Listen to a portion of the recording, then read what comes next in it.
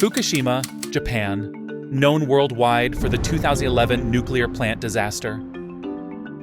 That's undeniable. What if we turned that reality on its head? Could Fukushima become a destination for dark tourism, much like Hiroshima or Auschwitz? The idea, proposed in the Fukushima Daiichi tourism plan, sparked a fierce backlash, before the book's arguments could even be debated. Critics warned it would reduce Fukushima to a single image, the nuclear accident, and show no regard for residents who lived there before the disaster and still do.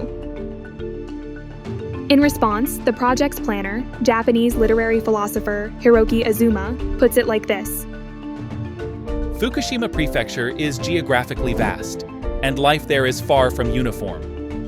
Yet outside Japan, the association of Fukushima with the nuclear accident remains strong. If tourism brought visitors to see the region as it really is, that entrenched negative image could begin to shift. Much like when travelers visit Chernobyl, encounter everyday life, and watch the sensationalized idea of a nuclear disaster give way to a more nuanced view. This proposal stands out as a striking example that surfaces in Azuma's exploration of the philosophy of tourism, and above all, the figure of the tourist. He even goes so far as to say, if the 20th century was the age of war, the 21st is the age of tourism. In our time, tourism matters more than ever. Tourism, and the figure of the tourist, emerged alongside modernity.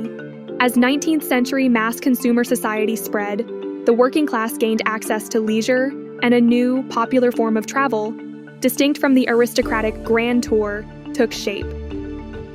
Even so, tourism has often been framed as a frivolous pastime for the flighty and shallow, and as an ignorant, depoliticized byproduct of globalization, views that have long barred it from gaining a truly positive standing.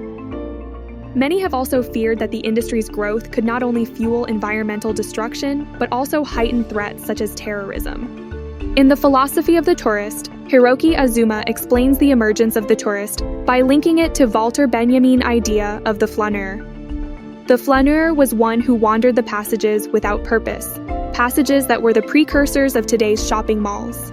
In this sense, given that our globalized world now resembles one vast mall, the tourist has become its modern incarnation.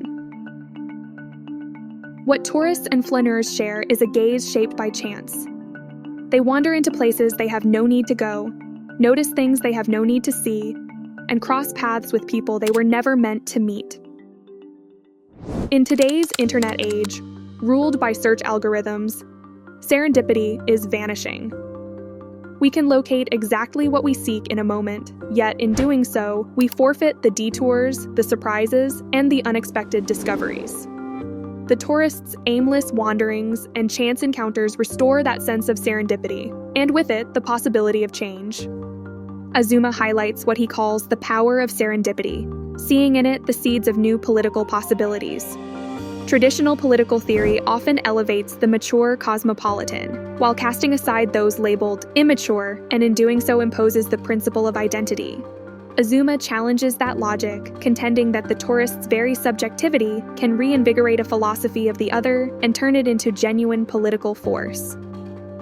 Today's world has a double structure, in which globalism and nationalism coexist as opposing currents.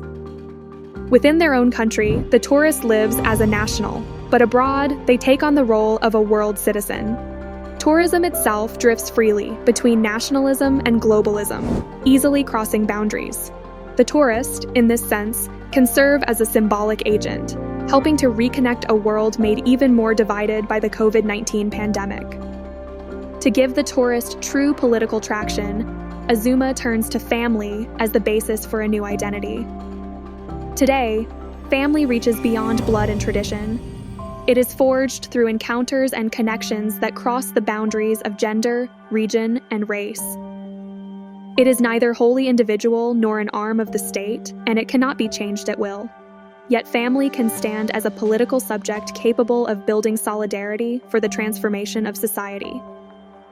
Ultimately, the philosophy of the tourist leaves us with this invitation. Stay open to chance. It may feel strange, even unsettling. Yet through chance encounters, we learn compassion, take on responsibility, and form new families.